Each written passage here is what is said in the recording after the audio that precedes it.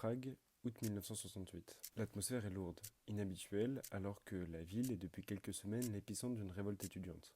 Sur un échafaudage, un homme contemple la place Venceslas, déserte. Soudain, à sa droite, il voit surgir un garçon, appareil autour du cou, qui lui demande s'il peut photographier son avant-bras. L'homme accepte, et devient, sans le savoir, le protagoniste d'une des images les plus importantes d'un conflit qui ne fait que débuter.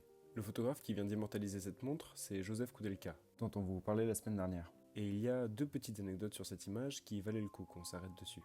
Déjà, l'idée du cliché était d'indiquer à quelle heure l'armée soviétique rentrait dans la ville de Prague pour mettre fin à l'insurrection. Manque de bol, la photo est légèrement floue, et il faudra une longue enquête pour comprendre que les aiguilles indiquent 12h20. D'ailleurs, un doute subsiste, et certains pensent toujours que la photo a été prise vers 18h. Mais le plus fou, c'est que l'homme à la montre aurait demandé s'il pouvait lui aussi prendre une photo du bras du photographe comme souvenir. Une demande étrange qui prend tout son sens quand, 35 ans plus tard, Koudelka reçoit un coup de téléphone d'un interlocuteur qui lui assure être celui dont la main figure sur la photo iconique. Le photographe n'y croit pas trop jusqu'à ce que l'homme au bout du fil lui dise qu'il a une preuve irréfutable, la photo de sa main. C'est ainsi que se termine l'histoire de ce cliché. Parfait symbole du calme avant la tempête, une image qui, malgré son apparente simplicité, porte en elle le poids d'une époque prête à s'effondrer.